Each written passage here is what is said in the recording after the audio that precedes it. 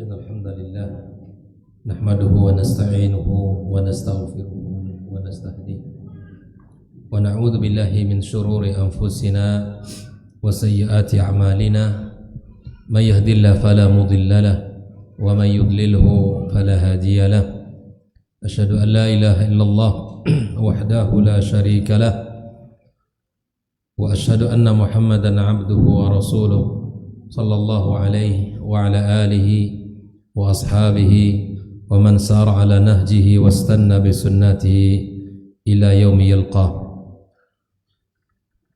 Qala ta'ala ya ayyuhalladzina amanu ittaqullaha haqqa tuqatih wa la tamutunna illa wa antum muslimun.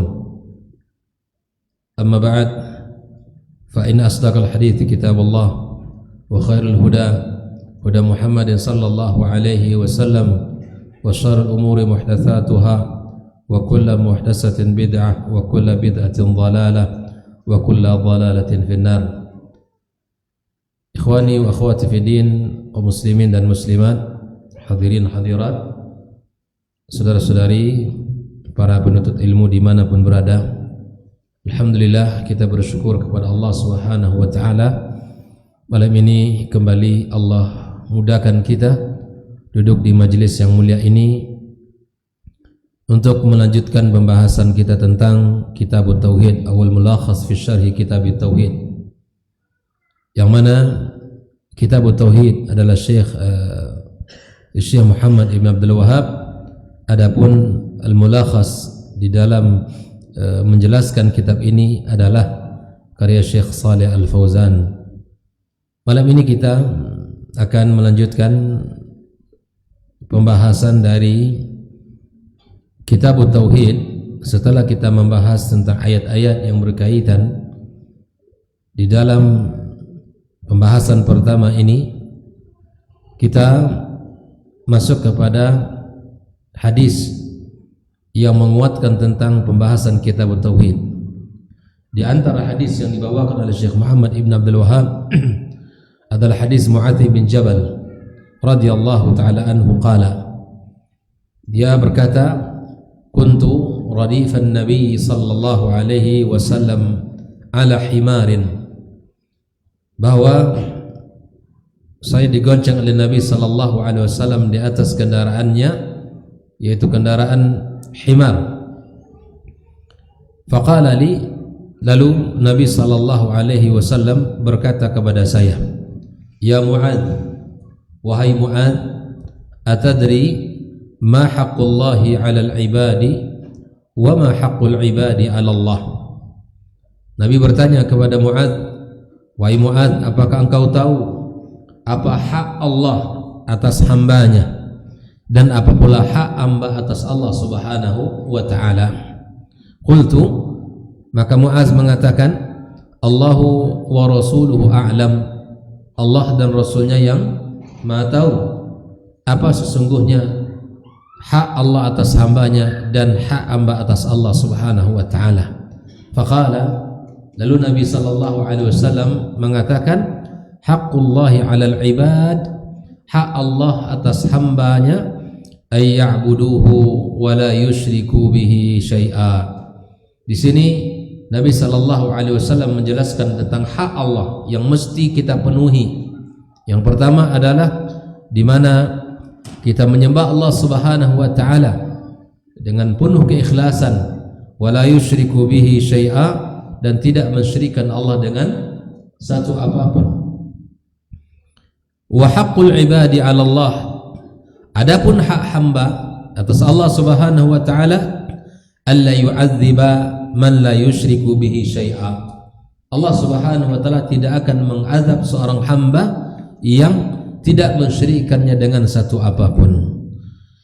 Qultu, maka Mu'adz berkata, ya Rasulullah, wahai Rasulullah, afala ubashirun nasa, tidakkah aku beritahu kabar gembira ini kepada orang-orang, kepada manusia?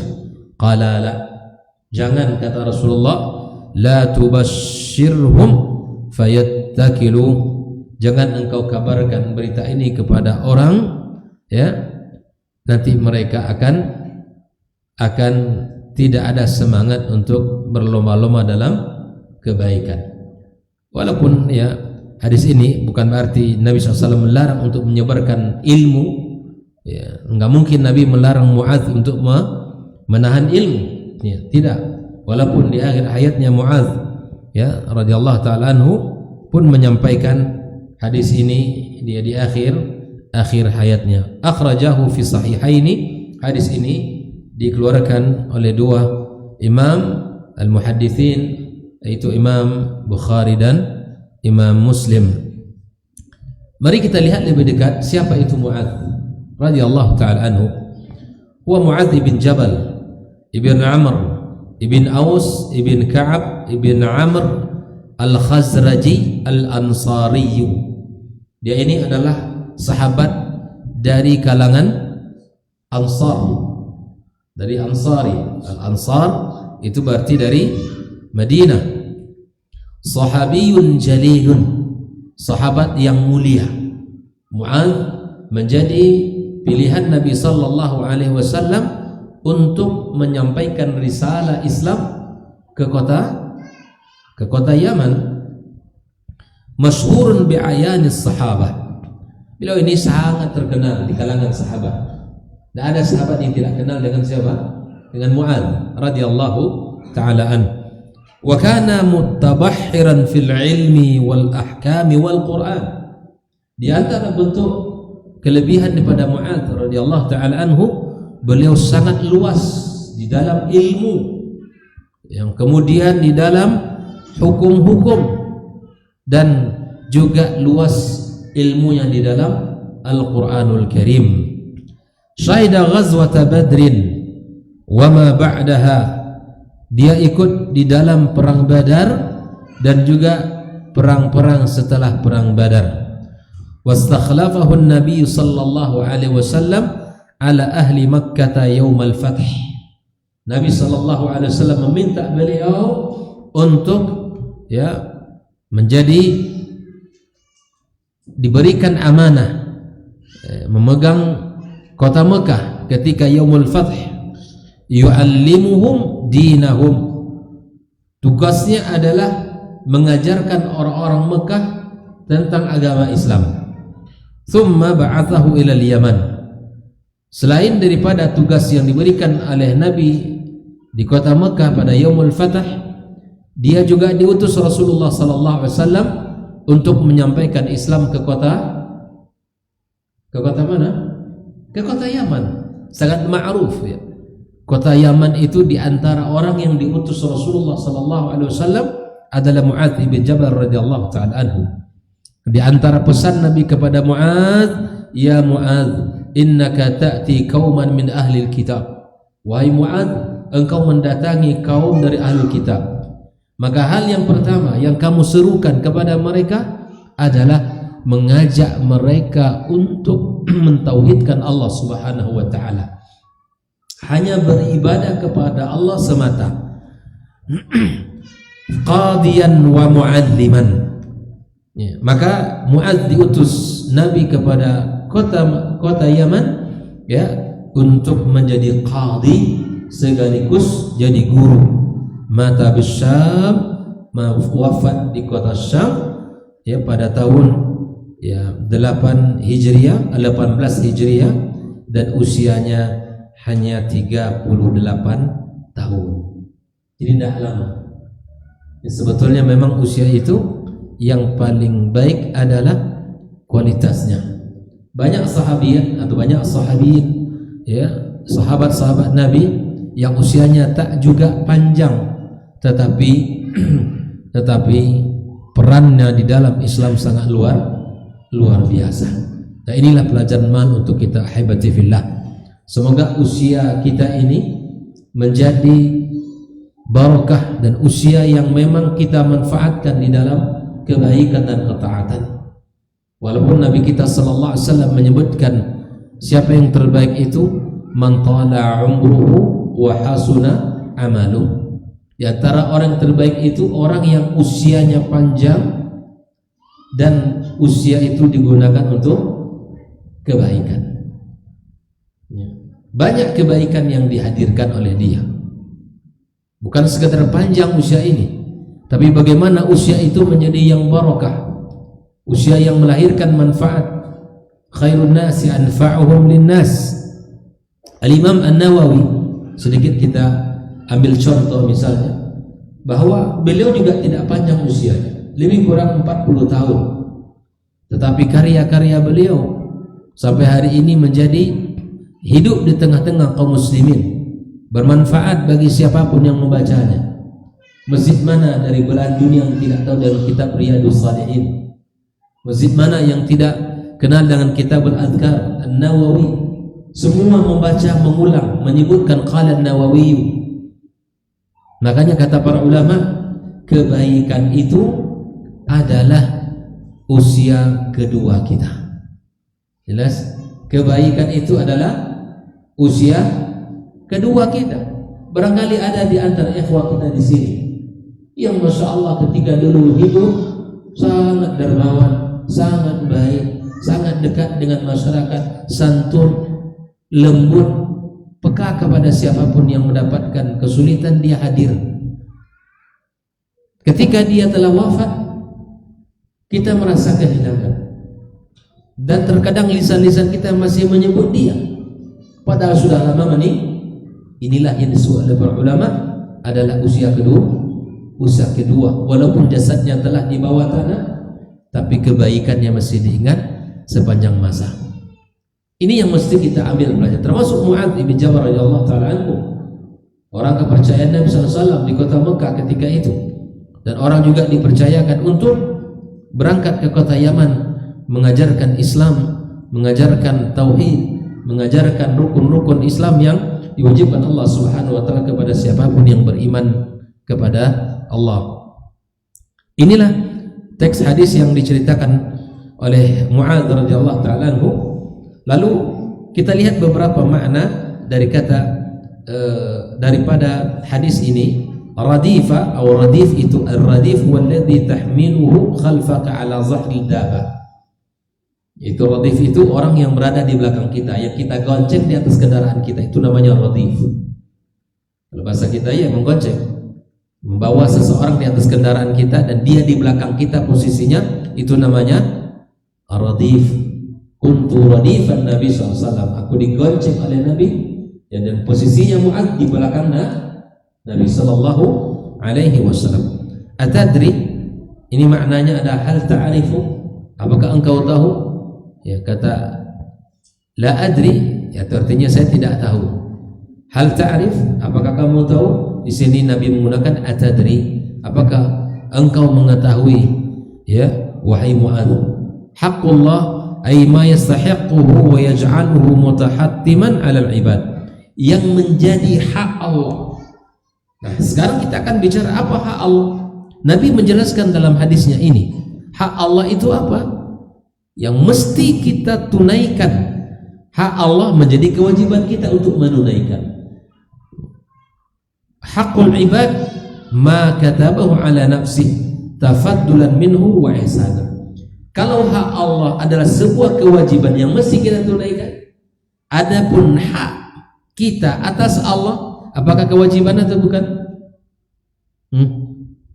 Kalau hak Allah adalah sebuah kewajiban bagi kita untuk menunaikannya.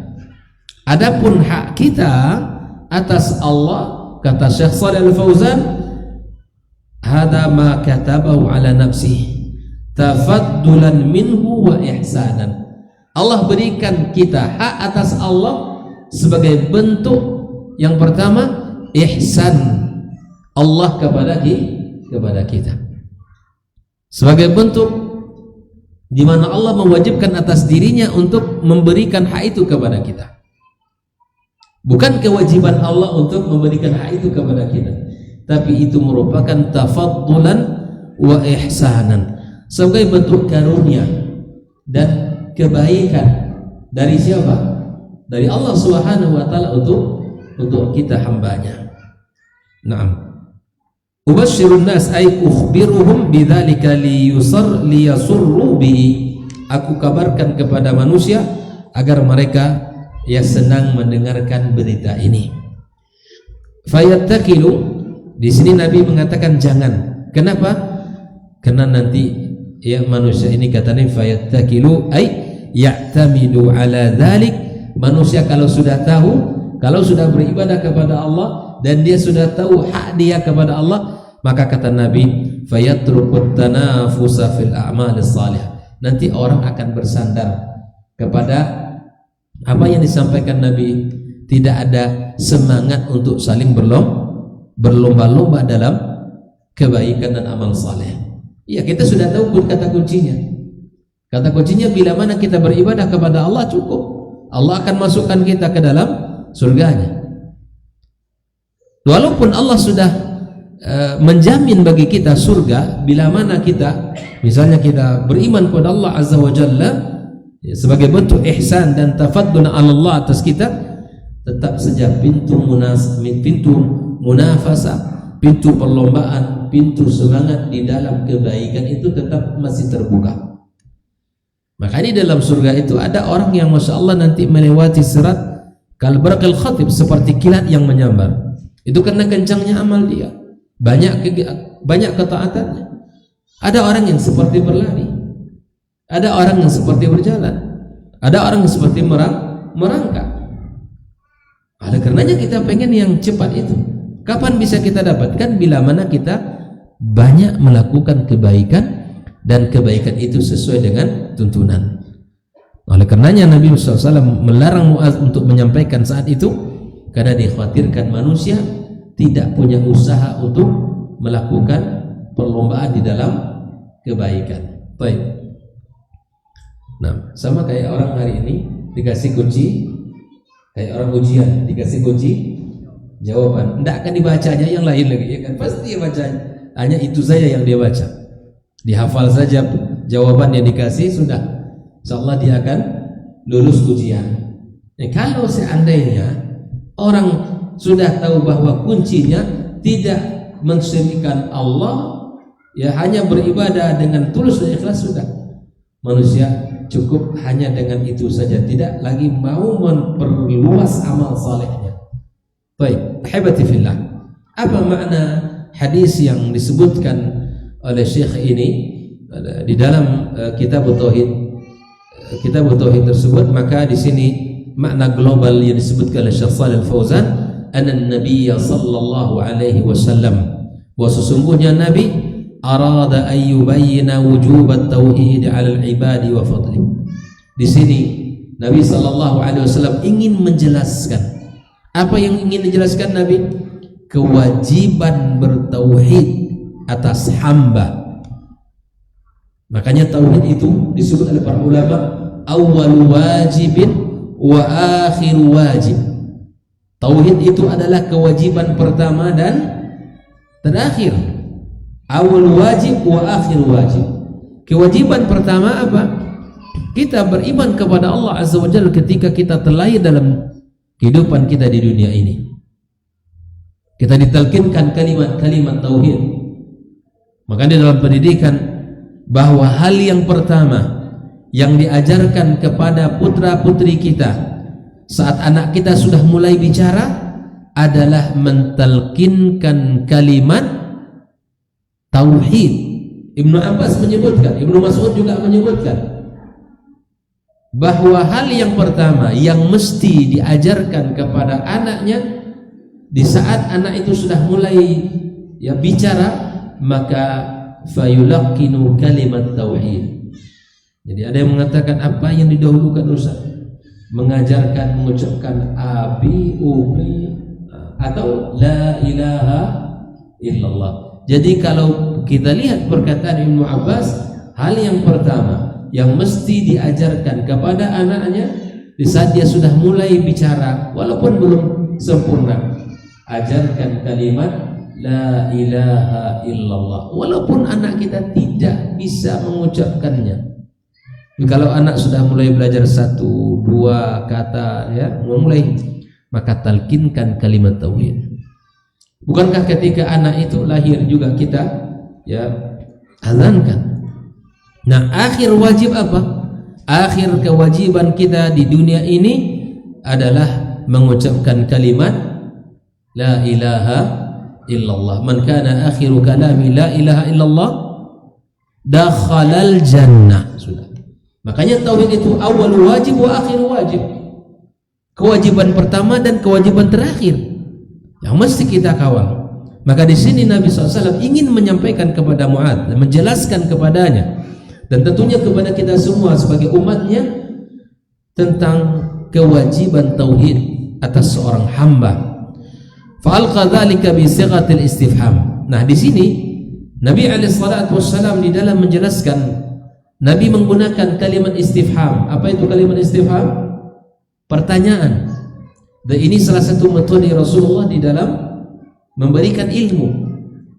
Tidak selalu dimulai dengan nasihat langsung, tetapi ada kalanya Rasulullah SAW memulai dengan memberikan ilmu itu dengan pertanyaan. Dengan pertanyaan, sehingga apa? Jazbul intibah. Pertanyaan itu bila disampaikan, maka kemudian itu akan membuat seseorang lebih perhatian terhadap apa yang akan diajarkan oleh Rasulullah sallallahu alaihi wasallam, liyakuna awqa'a fi nafs wa ablagh fi fahmil muta'allim. Pertanyaan itu diberikan kepada muridnya agar lebih mengena terasa di hatinya, kemudian agar lebih mudah difahami atau lebih semangat untuk memahami apa yang disampaikan kepadanya. Falamma bayyana sallallahu alaihi wasallam li Mu'adz fadl tauhid, maka tatkala Nabi SAW menyampaikan kepada Mu'adz keutamaan tauhid. Hadis ini menjelaskan keutamaan tauhid. Ya. Nabi menjelaskan bagaimana orang-orang yang memiliki tauhid itu sangat beruntung. Ista'zanahu Mu'adz ay yukhbira dzalika an-nas liyastabshiru. Maka setelah itu Mu'adz langsung minta izin ke siapa? Ke Nabi sallallahu alaihi wasallam agar ia sampaikan berita gembira ini kepada orang-orang. Famana'ahu Nabi sallallahu alaihi wasallam min zalika. Nabi melarang saat itu, ya, melarang Mu'adz untuk tidak menyampaikan dulu. Khaufan min ayya'tamidan nas ala dzalika. Bukan karena Nabi larang untuk menyampaikan ilmu, bukan itu, tapi Nabi sallallahu alaihi wasallam sangat faham dengan keadaan manusia di masa itu. Bila mana itu disampaikan, dikhawatirkan manusia bersandar dengan kalimat tadi, fayuqallilu minal a'malis salihah, lalu mereka tidak mau beramal kecuali sedikit. Seperti yang kita katakan tadi, kalau kita sudah tahu kunci jawaban dari soal itu, kita cukup biasa pada umumnya, ya Bang, ya. Pada umumnya hanya cukup membaca, ya, berkonsentrasi menghafal kunci jawaban, tidak akan mau membaca lebih banyak materi yang lain. Ikhwafillah, inilah makna hadis di mana Nabi SAW ingin menjelaskan kedudukan dan kemuliaan tauhid bagi orang-orang yang meyakini, orang-orang yang memurnikan akidahnya kepada Allah Subhanahu wa taala. Nah, munasabat al-hadis dengan bab kita, anna fihi tafsir tauhid bi anna ibadatullah wahda la syarikalah. Adapun korelasi hadis ini dengan pembahasan kitab tauhid, di dalam hadis ini terdapat penjelasan tentang tauhid, bahwa sesungguhnya tauhid itu adalah beribadah kepada Allah semata, tidak mensyirikkannya dengan satu apapun dari makhluknya. Sudah, orang kalau sudah mengesahkan Allah, beribadah kepada Allah tanpa mensyirikkan dengan satu apapun, sudah, itu sudah benar tauhidnya. Ini yang mesti kita periksa diri kita, keluarga kita, anak-anak kita, Pak. Karena Karena orang yang hidup tanpa tauhid itu hidupnya tanpa arah. Ini dibuat, itu dibuat, ini dikerjakan, ini dikerjakan. Tidak ada arah. Orang hidup tanpa tauhid tanpa makna, tidak ada makna hidupnya. Ibadah rajin, musyrik juga rajin. Ya, sholat rajin, ke dukun juga rajin. Sholat rajin, dia ada sedikit masalah pergi ke tukang ramal. Ini namanya orang hidup tanpa tauhid yang benar. Cobalah ikhwafillah, kita sudah merasakan bagaimana indahnya hidup dengan tauhid. Hidup kita terarah, hidup kita insya Allah penuh makna. Hidup kita ini ya, karena dengan tauhid ini akan mengantarkan kita kepada kesadaran untuk apa kita diciptakan oleh Allah Subhanahu wa taala. Bukankah kita rasakan ketika benar tauhid kita sangat faham untuk apa kita diciptakan Allah Azza wa Jalla, dan kita bersemangat untuk menjadi hamba Allah Azza wa Jalla yang memurnikan dan tidak mensyirikkannya dengan satu apapun. Di sini letak perbedaan ya ikhwafillah. Bila mana orang yang tauhidnya belum betul, belum benar, masih bercampur aduk, maka lihat dia sangat mudah untuk berpindah-pindah, ya, dia sangat mudah untuk mengikut-ngikut. Dia akan sangat mudah untuk ya dibawa gelombang ini, dia akan ikut gelombang sana. Dia tidak paham tentang kedudukan masalah seperti apa sesungguhnya tauhid ini dalam agama ini. Karena ini tidak paham, dia mudah saja untuk mencampur adukkan antara kesyirikan dengan bukan kesyirikan.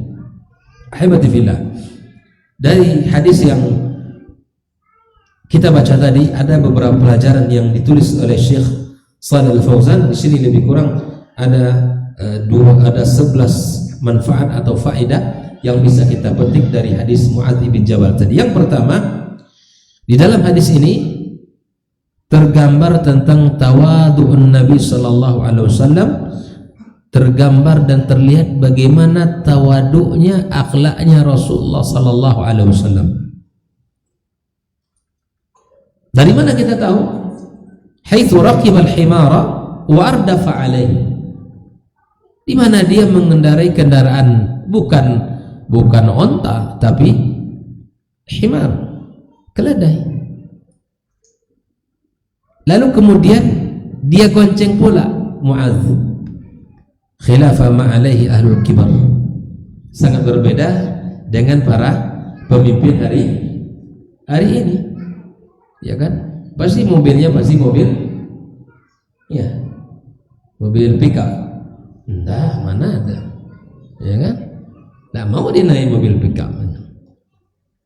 Kata dulu ada kisah ya, ini anak sebenarnya.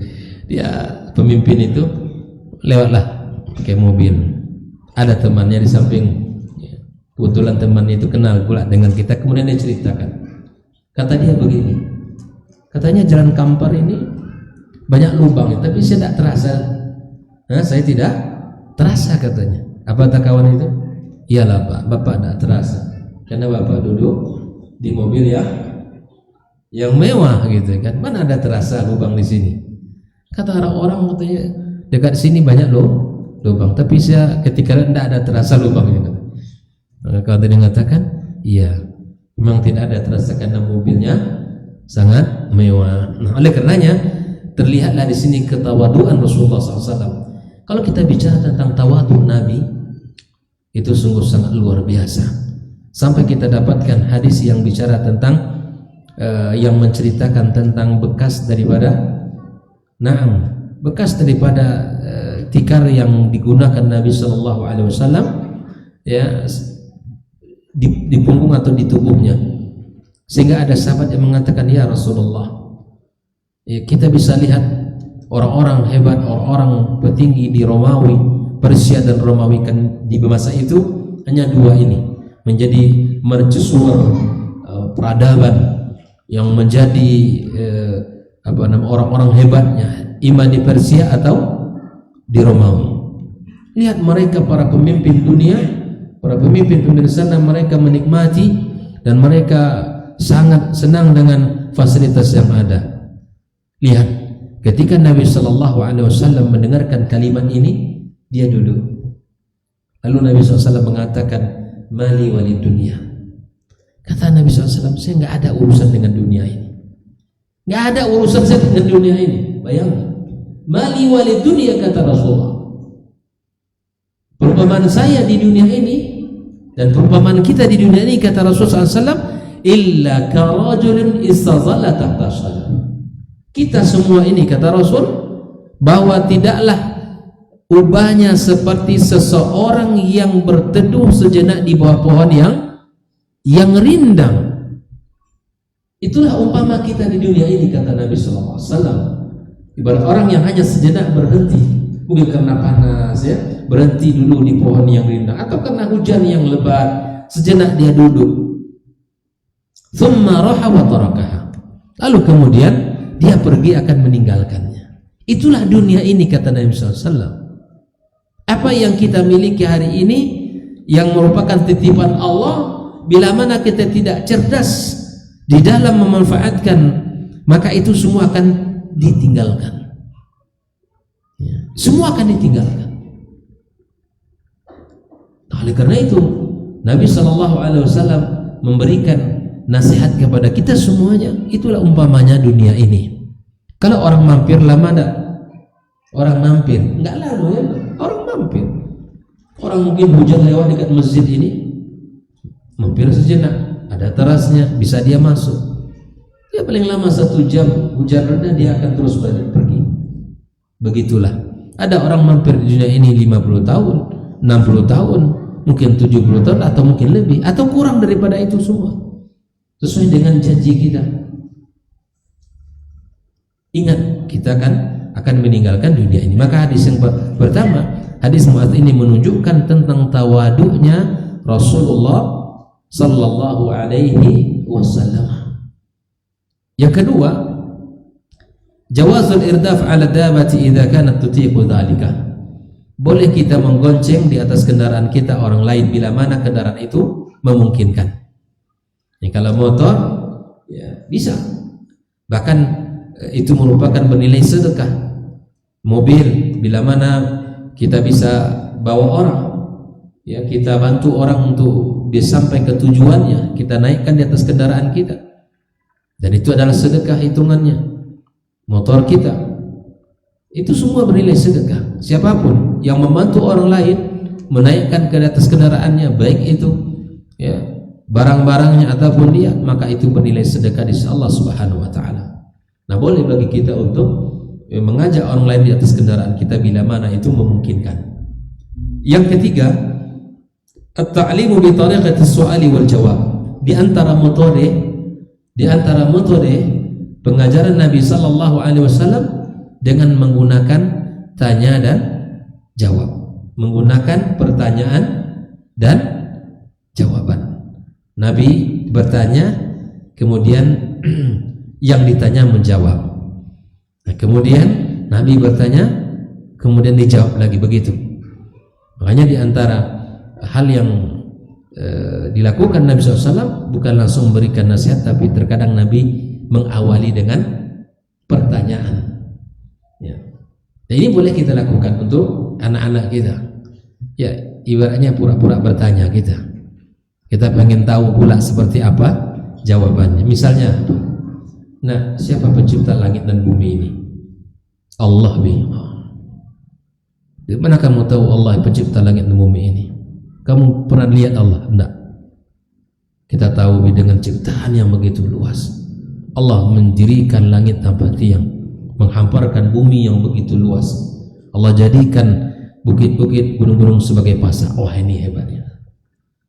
Berarti sampai pelajaran, ya, iman itu ke dalam hatinya. Nah, buat pertanyaan kepada putra-putri kita. Terkadang saya sering juga di rumah itu membuat pertanyaan-pertanyaan, ya, kisah tentang seputar Nabi, keluarga Nabi, atau tentang rukun Islam, rukun iman. Buat pertanyaan di rumah kita. Ini membuat anak-anak kita ingin rasa tahu tentang itu lebih tinggi. Kemudian yang keempat, ana man su'ila amma la ya'lam yanbaghi law ay yaqula Allahu a'lam. Bila mana ditanya tentang sesuatu yang tidak ia ketahui, maka hendaklah dia mengatakan Allahu a'lam. Ya, mengatakan Allahu a'lam, saya tidak tahu, ya, Allahu a'lam, Allah yang lebih tahu dan saya tidak tahu, maka itu merupakan nisful ilm, adalah separuh ilmu. Kita ini tidak ada apa-apanya. Para imam seperti Imam Malik, Imam Syafi'i, ya subhanallah, kalau sudah masuk waktu, maka katakan tidak ada rasa malu, tidak boleh kita malu mengatakan saya tidak tahu. Nah, yang kelima, ma'rifatu haqqillahi 'alal ibad wa huwa ya'buduhu wahdahu la syarikalah. Di dalam faedah yang kelima, mengetahui di dalam hadis ini menjelaskan tentang hak Allah atas hambanya. Apa hak Allah atas hambanya? Jemaah, apa hak Allah? Kita ibadahi dengan ikhlas tanpa, bayangkan itu, dia sholat, dia puasa, dia ini, tapi melakukan kesyirikan. Itu sama belum dia menunaikan hak Allah Subhanahu wa ta'ala, belum beribadah dengan sesungguhnya. Walaupun dia sholat, walaupun dia puasa, walaupun dia bayar zakat, dia gerak ke masjid, sholat, rukuk, sujud, itu sama dia belum menunaikan ibadah kepada Allah. Makanya subhanallah, yang sudah kita bahas beberapa tahun yang lalu, di antara bahaya kesyirikan itu menggugurkan seluruh amal kita. Tidak ada orang yang mau, Pak, kalau amal itu tidak diterima Allah. Itu sifat kita. Tapi terkadang kita ini tidak sadar bahwa amal kita ini gugur diakibatkan oleh kesyirikan yang kita lakukan. Baik. Yang ketujuh, fadlu tauhid wa fadlu man tamassaka bih. Di dalam hadis ini juga dijelaskan tentang keutamaan tauhid dan keutamaan orang-orang yang teguh di atas tauhid. Nah, ini.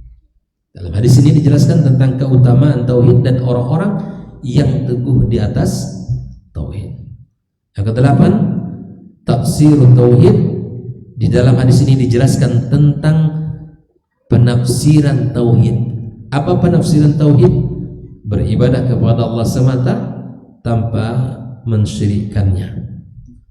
Kita saudara, 1 menit lagi. Yang kesembilan, istihbabu bisyaratil muslim bima yasuruh.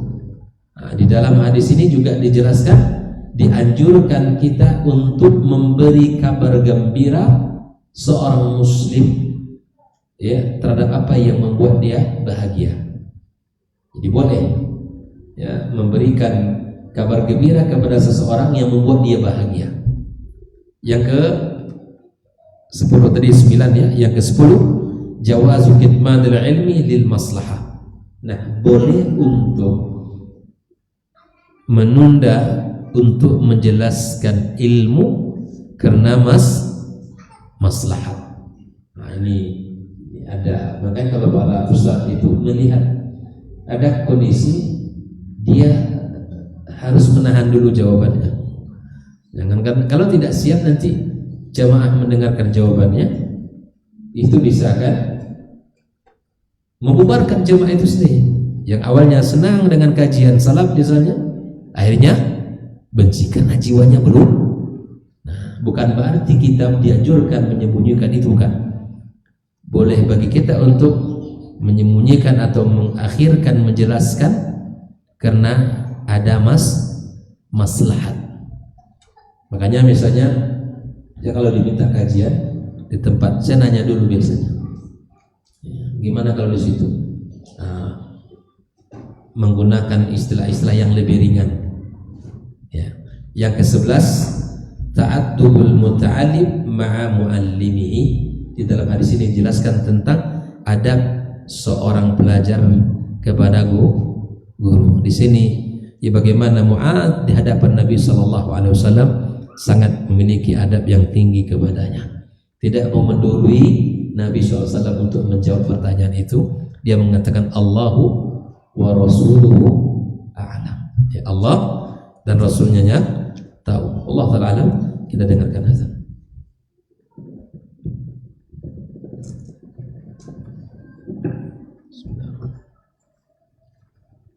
Bismillah.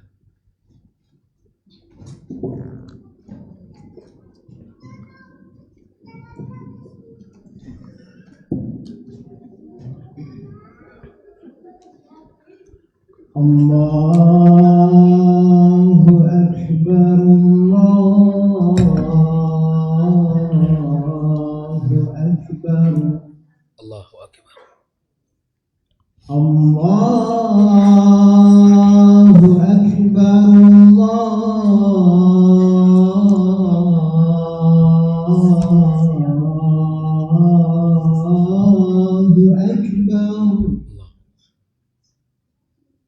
أشهد أن لا إله إلا الله.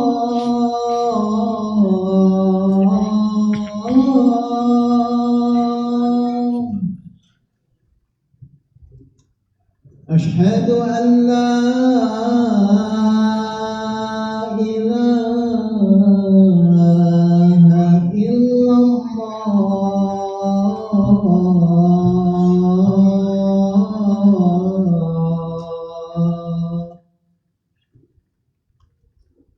أشهد أن محمدا رسول الله.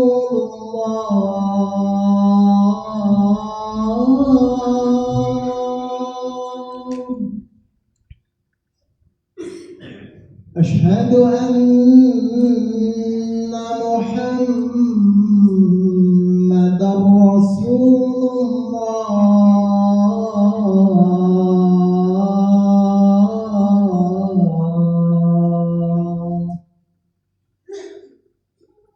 حي على الصلاة.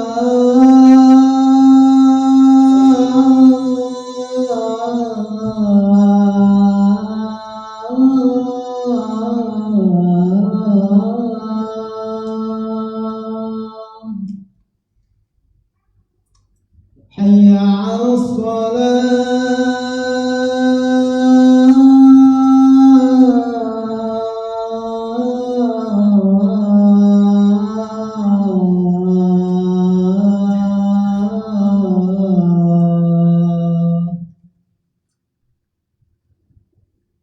حي على الفلاح.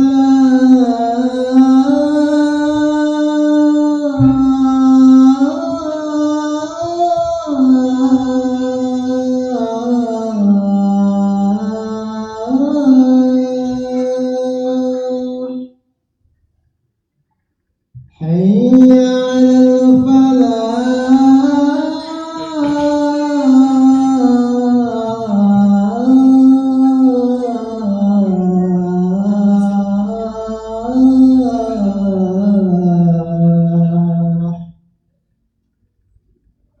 الله أكبر،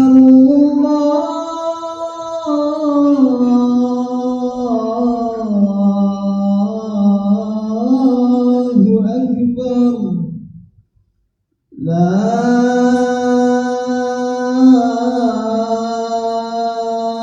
إله إلا الله.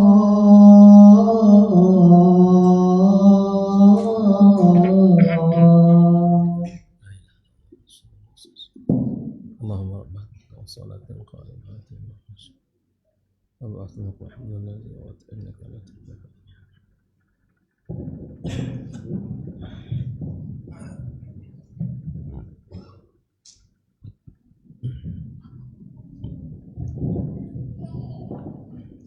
Bismillahirrahmanirrahim. Kita lanjutkan pembahasan yang berikutnya tentang bab fadl tauhid wa ma yukaffiru min adh-dhunub.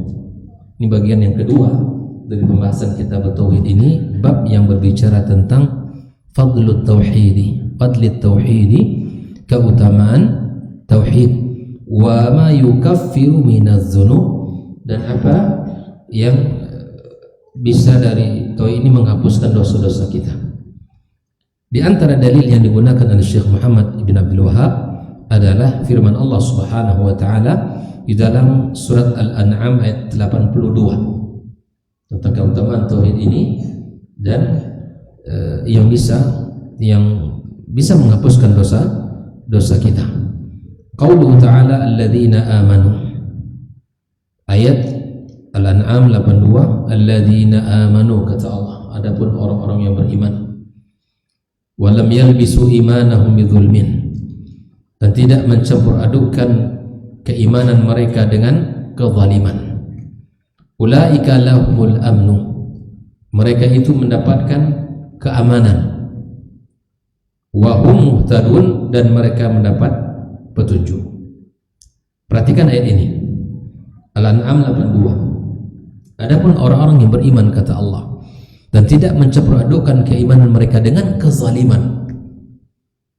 Dengan kezaliman, maka mereka akan mendapatkan keamanan. Yang kedua, mereka akan mendapatkan petunjuk. Kita akan jelaskan seperti apa makna kezaliman dalam ayat ini. Asbab nuzul ayat ini, ya, ayat ini dijelaskan oleh Nabi kita sallallahu alaihi wasallam melalui sabdanya. Ayat ini ketika turun, para sahabat yang mulia mereka mendatangi Nabi sallallahu alaihi wasallam, "Ya Rasulullah, ayat ini berat bagi kami." Ayat yang mana? Orang-orang yang beriman yang tidak mencampur adukkan keimanan mereka dengan kezaliman. Yang kita fahami apa kezaliman itu? Kezaliman melakukan dosa zalim, ya, tidak menjalankan perintah Allah zalim. Banyak. Kalau ayat ini dipahami seperti yang dipahami oleh kita, maka pasti berat. Ya, sahabat mendatangi Nabi SAW, mereka bertanya tentang maksud ayat ini. Apa kata Nabi SAW? Laisa kama tu'nun. Ayat ini bukan yang seperti kalian fahami. Apa pemahaman ayat ini? Kata Nabi SAW, alam tasma' qaulul abd as-salih, tidakkah kalian mendengarkan satu perkataan dari hamba Allah yang saleh? Dalam bab ini adalah Luqmanul Hakim. Apa kata Allah? Inna syirka la zulmun azim. Nah, di sini Nabi SAW menjelaskan makna kata zulmun dengan apa? Dengan kesyirikan. Nah, maka sahabat baru faham. Sesungguhnya orang-orang yang beriman yang tidak mencampurkan keimanan mereka dengan kezaliman, dalam kurung apa? Dengan kesyirikan, maka satu, mereka mendapatkan keamanan, kedua, mereka mendapat petunjuk. Jadi baru lega para sahabat. Karena kalau kezaliman, semua kita berbuat zalim. Ada zalim terhadap dirinya sendiri, zalim kepada orang lain, ya, zalim kepada keluarganya, kepada karib kerabatnya, dan zalim kepada Allah Subhanahu wa taala dengan mendurhakai perintahnya. Lalu Nabi SAW mengatakan, laisa kama tu'nun. Inilah enaknya di zaman Nabi. Kalau ada masalah, para sahabat langsung bertanya kepada Rasul sallallahu alaihi wasallam. Kalau sekarang kita ada masalah, bertanya kepada para ulama yang alim, yang faham dengan Al-Quran dan Sunnah Nabi sallallahu alaihi wasallam. Nah, lalu Syekh Shalih Al-Fauzan menjelaskan apa korelasi ayat ini, bab ini dengan kitab tauhid. Lamma bayyana fil babil awal wujub tauhid wa ma'nah, di dalam tatkala menjelaskan bab yang pertama tentang wajibnya bertauhid dan maknanya dan artinya, bayyana fi hadzal bab fadl at-tauhid. Maka dalam bab ini Syekh Muhammad Ibn Abdul Wahhab menjelaskan tentang keutamaan tauhid. Bab yang pertama yang sudah kita selesaikan itu bicara tentang wajibnya bertauhid. Ada bab ini dijelaskan tentang keutamaan tauhid. Wa atharahul hamidah, dan pengaruhnya yang terpuji.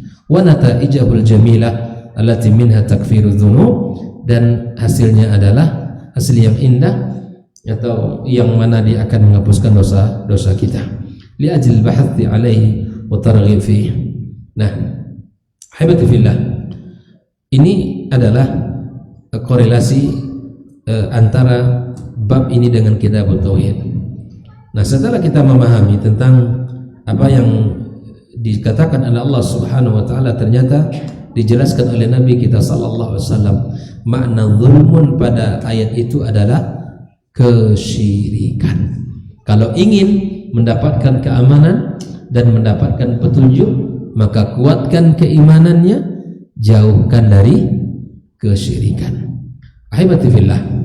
Di sini ada beberapa makna yang dijelaskan oleh Syekh Shalih Fauzan. Amanu di dalam ayat ini, amanu ay saddaqu biqulubihim. Iman itu, iman orang-orang yang beriman, yang dimaksudkan orang beriman yang seperti apa? Yang membenarkan dengan hati mereka. Wa nataqu bi alsinatihim, dan mereka mengucapkan dengan lisan mereka. Wa amilu bi jawarihim, dan mereka mengerjakan iman itu dengan anggota tubuh mereka. Makanya amal saleh itu bukti nyata keimanan. Ya, iman tidak hanya dengan lisan, ya, tidak cukup hanya dengan pengakuan, atau juga tidak cukup dengan hanya ya diyakini dalam hati. Tapi bukti keimanan itu harus tampak dalam diri dengan menjalankan perintah-perintahnya. Itu iman. Makanya iman itu adalah salah satu bukti di mana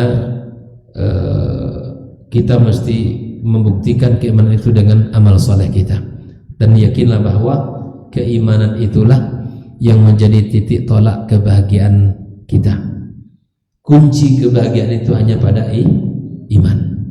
Titik tolak keimanan, ya, awal daripada kebahagiaan orang adalah keimanan itu sendiri.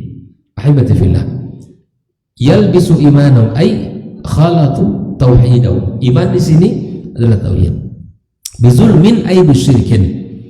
Wa dzulmu wad'u syai'i fi ghairi mawdi'ihi. Zalim itu apa artinya? Zalim lawannya apa? Zalim lawannya apa? Ini zalim orang gitu. Lawannya? Ini orang baik. Kalau tauhid lawannya syirik, jelas ya? Tauhid lawannya syirik. Baik. Kalau zalim lawannya orang zalim. Asas lawannya lurus. Ya, al-haq lawannya al-batil, as-sunnah lawannya bid'ah, al-zalim lawannya mana ini? Saleh. Kalau saleh lawannya taleh. Taleh lawannya saleh. Saleh orang baik. Orang tak baik itu disebut dengan taleh. Saleh dengan taat bedanya. Zalim lawannya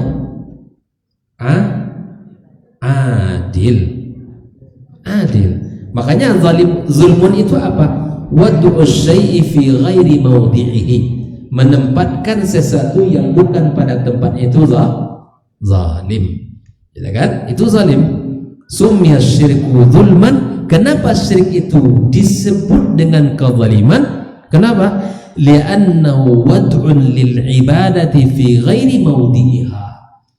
Karena dia meletakkan ibadah itu bukan pada tempatnya. Saya ulangi, kenapa kesyirikan itu disebut dengan kezaliman? Karena dia menempatkan ibadah itu bukan pada tempatnya. Seharusnya ibadah itu diberikan kepada Allah, tapi dia berikan kepada berhala. Seharusnya sembelihan itu atas nama Allah, tapi tidak. Seharusnya sumpah itu atas nama Allah, tapi dia bukan bersumpah atas nama Allah. Seharusnya korban itu untuk Allah, tapi dia menyembelih korban bukan untuk Allah. Makanya disebut zalim, karena dia menempatkan ibadah bukan pada tempatnya. Itu zalim namanya. Nah, oleh karenanya disebut zalim itu kesyirikan, karena memang dia salah menempatkan sesuatu, menempatkan ibadah bukan pada tempatnya, itu zalim. Naam. Wa sarfun laha li ghairi mustahiqiha, dan ibadah itu diberikan kepada yang tidak berhak mendapatkannya. Ibadah itu milik Allah. Hanya Allah yang berhak mendapatkan sembahan kita, ketaatan kita, ya. Bukan makhluk seperti kita. Maka di dalam agama kita sangat ditegaskan tentang tauhid ini, agar kita tidak salah kaprah di dalam beribadah ini. Sekali lagi ikhwan, orang yang belum benar dan lurus tauhidnya, dia akan sangat mudah untuk terkecoh. Terkadang karena godaan dunia, terkadang karena ingin cepat punya macam-macam, dia sangat percaya dan sangat terbuka untuk sesuatu yang namanya kesyirikan itu. Al-amnu ay tuma'ninatun nafsi wa zawalul khawf. Maka orang yang beriman yang tidak mensyirikkan Allah, dia mendapatkan keamanan. Al-amnu dalam ayat itu disebutkan tuma'ninatun nafs, ketenangan, ketentraman jiwa, wa zawalul khawf, hilangnya rasa takut. Tidak ada rasa takut. Kalau kita bertauhid, hanya kepada Allah kita takut. Bahkan banyak pun orang yang akan mengancam kita. Kalau kita benar dan kita bertauhid, tidak takut. Yakin Allah yang membela kita. Kalaupun kita meninggal misalnya, kita akan mungkin orang menangis tapi dia bahagia setelah itu. Semua orang menangis dengan kepergiannya, tapi dia bisa tersenyum pergi meninggalkan dunia ini. Jelas. Banyak orang, kenapa Ammar bin Yasir mudah bagi dia untuk meninggalkan dunia ini walaupun disiksa. Bilal bin Rabah, kenapa dia sabar menahan batu panas besar di terik matahari? Karena dia lebih mencintai Allah dan Rasulnya sallallahu alaihi wasallam. Masih banyak contoh-contoh yang lain. Bagaimana Ali bin Abi Thalib mampu menggantikan Nabi SAW di kasurnya saat dalam perjalanan hijrah Nabi. Nah, Ali bukan tidak tahu, paham sekali risikonya sangat besar, nyawa akan melayang. Tapi itu semua kecil di dalam kehidupan para sahabat Nabi yang mulia. Makanya mereka tenang. Tuma'ninatun nafsi wa zawalul khawf. Tak ada rasa takut kata hati mereka. Muhtadun ay muwaffaquna lis-sayri 'ala as-siratil mustaqim thabituna 'alaihi. Muhtadun, orang-orang yang mendapat petunjuk. Orang-orang yang mendapatkan taufik untuk berjalan di atas jalan yang lurus, kokoh di atas itu. Kokoh di atas jalan yang benar ini. Lalu kemudian Syekh Shalih Fauzan menjelaskan makna global dari ayat ini.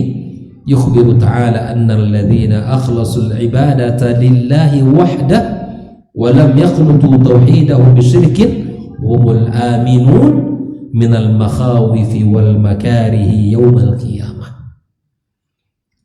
Di dalam ayat ini Allah Subhanahu wa taala menjelaskan bahwa orang-orang yang mengikhlaskan ibadahnya kepada Allah Azza wa Jalla semata dan tidak mencampur adukkan tauhid mereka dengan kesyirikan, apapun kesyirikan, syirik besar, syirik kecil, tidak dicampur adukkan oleh dia, maka dialah atau mereka lah orang-orang yang aman. Aminuna minal makhafi wal makarih yaumil qiyamah, orang-orang yang aman dari hal-hal yang menakutkan di hari kiamat kelak. Makanya subhanallah, ambillah pelajaran. Kata para ulama kita, orang-orang yang merasa takut di dunia ini kepada Allah, insya Allah Allah jadikan dia aman di hari kiamat. Kalau dia kuat rasa takutnya di dunia ini, dia tidak akan mencari rezeki kecuali yang halal, dia tidak bekerja kecuali yang baik-baik, dan tidak akan berkata kecuali yang baik-baik, tidak berbuat kecuali yang baik-baik. Rasa takut. Walaupun duit satu koper nampak, tapi dia tahu itu bukan miliknya. Di jalan misalnya, dia bisa menahan dirinya untuk tidak mengambil. Ini bukan milik saya, karena dia tahu bahwa perbuatan itu bukan hanya sekadar di dunia, dia akan memiliki konsekuensi di akhirat. Makanya kata para ulama, Ya, barang siapa yang takut kepada Allah di dunia ini, Allah jadikan dia aman di akhirat. Tapi kebalikannya, barang siapa yang merasa aman dari Allah di dunia ini, dia tak salat merasa biasa saja, dia tak puasa merasa biasa saja, ya, dia durhaka kepada orang tuanya itu dianggap biasa saja, mengambil hak orang lain biasa saja, zalim kepada orang lain biasa, merasa tidak ada masalah, tidak takut kepada Allah Subhanahu wa taala sedikit pun dia di dunia ini, maka Allah jadikan dia takut di mana? Di hari kiamat kelak. Saya ulangi, barang siapa yang takut kepada Allah di dunia ini, Allah jadikan dia aman di akhirat kelak. Namun barang siapa yang merasa aman di dunia ini, tidak ada rasa khawatirnya, tidak ada rasa takutnya kepada Allah, maka Allah jadikan dia takut di hari kiamat kelak. Ya, semoga kita termasuk orang-orang yang takut kepada Allah di dunia ini dan merasakan keamanan di hari kiamat kelak. Nah, itulah orang-orang yang mendapatkan keamanan. Orang bertauhid itu selamat. Orang yang bertauhid itu mendapatkan petunjuk. Ya, mendapatkan petunjuk. Setiap hari kita minta kepada Allah, ihdinas siratal mustaqim. Ya. Orang yang mendapat petunjuk itu ya sangat mudah untuk bisa menjalankan perintah-perintah Allah Subhanahu wa taala. Sangat mudah tersentuh dengan ayat Allah Subhanahu wa taala. Naam, munasabatul ayat lil bab. Ketersesuaian ayat dengan bab ini. Annaha dallat ala fadli tauhid wa takfirihi lidzunub. Bahwa dalam ayat ini menjelaskan tentang keutamaan tauhid dan bahwa sesungguhnya tauhid itu akan menghapuskan dosa-dosa. Ya, makanya tauhid itu akan menggugurkan dosa-dosa kita. Apa kata Allah Subhanahu wa taala dalam hadis qudsi, innaka law ataitani bi kirabil ardi khataya, andaikan engkau atau kalian datang kepadaku, kata Allah, di hari kiamat membawa dosa sepenuh bumi ini, dosa kamu ketika meninggal dunia banyak dosanya, bi kirabil ardi khataya, engkau mati dalam keadaan membawa dosa. Bukan sedikit. Nabi dalam hadis qudsi Allah katakan, sepenuh bumi ini dosa kamu. Ataituka bikirabiha maghfiratan, aku akan datang kepadamu, kata Allah, dengan ampunan sepenuh bumi, tapi dengan satu syarat. Apa syaratnya? Tidak mensyirikkan aku dengan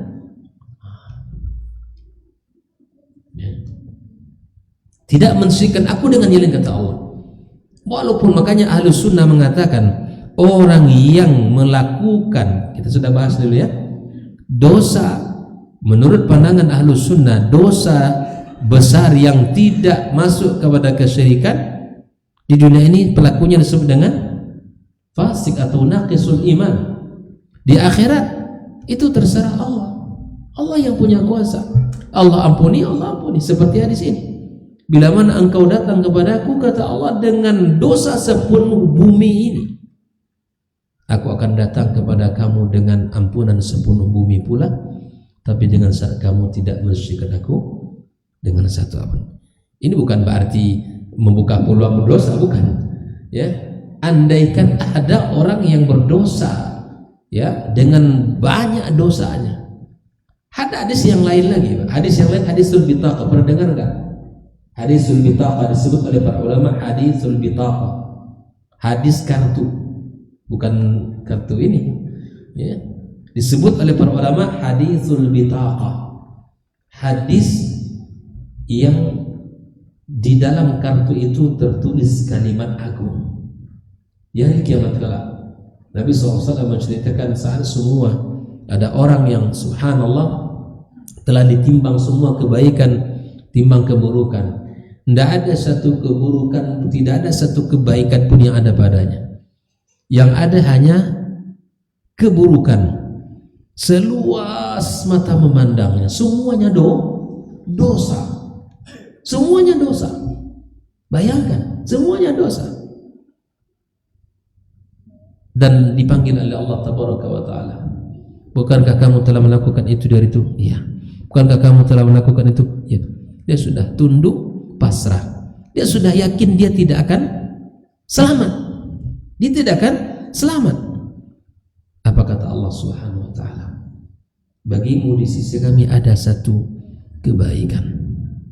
Maka Allah suruh malaikat untuk mengeluarkan kartu tadi, hadisul bitaqah. Ya.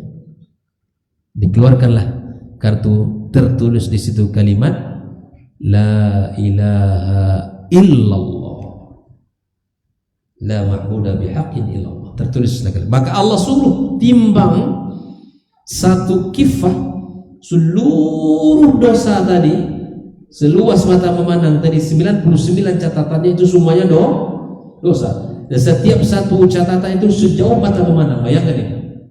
Ditimbang di satu sisi dan diletakkan pula kartu yang tertulis padanya la ilaha illallah itu di satu sisi. La rajahat biha, kata Rasulullah. Maka kalimat la ilaha illallah itu lebih berat daripada dosa tadi. Ini menunjukkan bahwa jangan pernah kita berputus asa. Seburuk apapun perbuatan kita, tingkah laku kita yang sudah kita lakukan yang salah, yang dengan kebodohan kita, kejahilan, kelalaian kita, sudah ketuk pintu taubat, ketuk pintu ampunan Allah. Itu sudah. Ini bukan membuka pintu dosa, tapi Allah maha rahmatnya maha luas. Ketika seorang ibu sedang menggendong anaknya, di depannya ada api, lalu Nabi SAW, apakah mungkin seorang ibu itu akan melemparkan bayinya ke dalam api? Apa kata sahabat? Tidak mungkin ya Rasulullah. Kenapa? Karena dia sayang kepada anaknya. Apa kata Nabi SAW? Fallahu arham bil ibadi min ummi ila waladi. Allah itu lebih sayang kepada hambanya daripada seorang ibu kepada anak. Dengan pasang surut yang kita alami di dunia ini, ya, maksiat, dosa, keburukan, itu semua adalah sesuatu yang bila mana Allah Subhanahu wa taala berikan hidayah kepada kita, perbaiki diri kita sudah. Makanya ketika seorang badui yang kencing di masjid, masih ingat kisah itu? Para sahabat marah apa tidak? Marah. Da'u, kata Rasulullah, tinggalkan dia. Kencing selesai, disapu, bersihkan, disiram. Apa titik balik dari badui ini, orang badui ini? Melihat perilaku sikap yang terpuji yang lahir dari Nabi kita sallallahu alaihi wasallam. Apa kata dia? Allahumma rahamni wa Muhammadan. Ya Allah, rahmati aku dan Muhammad saja. Wala tarham ghairana. Jangan engkau kasihi, sayangi selain kami berdua. Apa kata Rasulullah? Laqad hajarta wasi'an.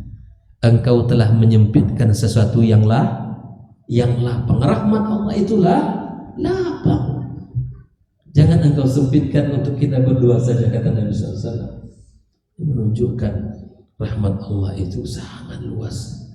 Maka minta sama Allah, ya Allah marhamni bi rahmatikal wasi'ah. Allah marhamni rahmatan tughnini biha amman siwak. Minta sama Allah Subhanahu wa taala dengan segala kebesaran keagungannya. Maka ayat ini dan hadis-hadis yang kita sampaikan tadi itu menunjukkan betapa luasnya rahmat Allah kepada hambanya. Allah membuka pintunya di malam hari, menerima ya taubat bagi pendosa di siang hari. Allah membentangkan, ya, membuka pintu-pintunya lebar-lebar di siang hari, menerima ya taubat bagi orang yang melakukan dosa di malam harinya. Semoga Allah Subhanahu wa taala memberikan kepada kita taufiknya. Terakhir ada 4 pelajaran dari hadis, dari ayat yang mulia ini. Yang pertama, fadlul tauhidi wa thamaratuhu fid dunya wal akhirah. Di dalam ayat ini dijelaskan tentang keutamaan tauhid dan buahnya di dunia dan di akhirat. Artinya keutamaan tauhid dan manfaatnya dunia dan akhirat. Yang kedua, di dalam ayat ini dijelaskan bahwa sesungguhnya kesyirikan itu adalah kezaliman Dan kezaliman ini, dan inilah merupakan kezaliman yang paling besar, yang paling besar. Yang ketiga, bahwa sesungguhnya syirik tidaklah diampunkan Allah Subhanahu wa taala. Dosa-dosa ada potensi diampunkan Allah. Ya, tapi syirik bila mana dia tidak bertaubat kepada Allah sebelum dia meninggal dunia, dia khawatirkan dia membawa dosa syirik, na'udzubillah, maka Allah tidak mengampunkan dosanya. Yang keempat, anna syirka yusabbibul khaufa fid dunya wal akhirah. Maka kesyirikan itu akan menyebabkan kita takut di dunia dan di akhirat kelak. Allah taala alam bissawab. Demikian pembahasan kita pada malam ini, dan barangkali ini pertemuan terakhir sebelum Ramadan ya. Kita akan sambung insyaallah taala pembahasan mulakhas kita, al-mulakhas fi syarh kitab tauhid di bulan Syawal nantinya. Semoga Allah Subhanahu wa taala berikan taufik kepada kita untuk bisa mengisi bulan Ramadan nanti, yang tentunya kita berharap kepada Allah kita bertemu dengan Ramadan dalam keadaan sehat walafiat, dan kita dimudahkan di dalam melakukan amal saleh, dan kita mendapatkan kebaikan yang sangat luar biasa yang dijanjikan Allah Subhanahu wa taala di dalam bulan suci Ramadan, dan kita melewati Ramadan ya dalam keadaan dosa-dosa diampunkan Allah Subhanahu wa taala. Allah taala alam.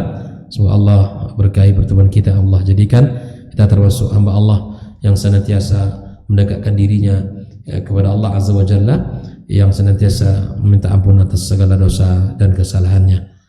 Wabillahi taufiq wa sallallahu wasallam ala nabiyyina wa habibina Muhammadin wa ala alihi wa sahbihi ajma'in. Wassalamualaikum warahmatullahi wabarakatuh.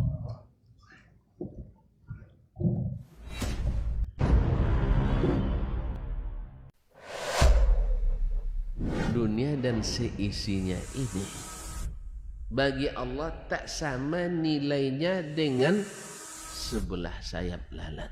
Barang siapa yang beramal untuk akhiratnya, Allah akan cukupkan baginya urusan dunia. Sayati zamanun 'alan nasi as-sabiru fihim qalqabit al-jamarah. Akan ada satu masa di akhir zaman yang berpegang teguh dengan agamanya seperti orang yang sedang memegang bara